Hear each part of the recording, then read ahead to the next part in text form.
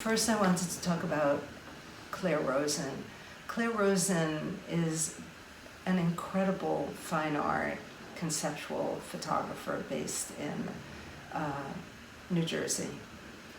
But don't hold that against her. She has been widely exhibited for her work, which is really explores everything from how we anthropomorphize animals to the botanical world, but really looking historically at what our relationship has been to the natural world, so that progressively, as we got to the time of the Victorians, where we were putting our collections under glass and in cabinets like little curios, and putting birds in cages, and also, women were trimming their hats with bird feathers, and some birds were going extinct from this kind of fashionable approach to mining the natural world. So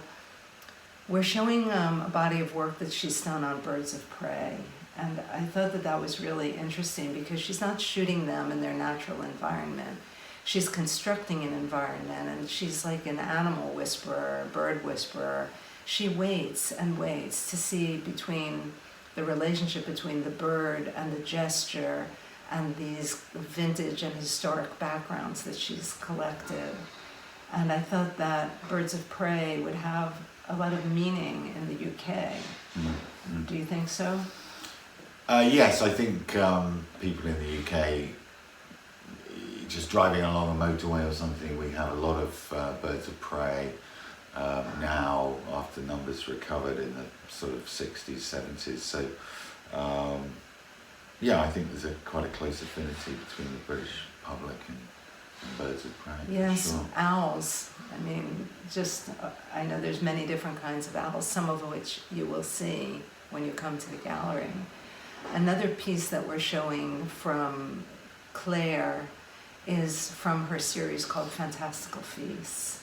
And this is really about the world of dreaming, about conjuring a whole other world that doesn't really exist. And she's gone around the world for many years. As I say, she's like an animal whisperer, and she creates a banquet for different species, and we're showing one on tortoises.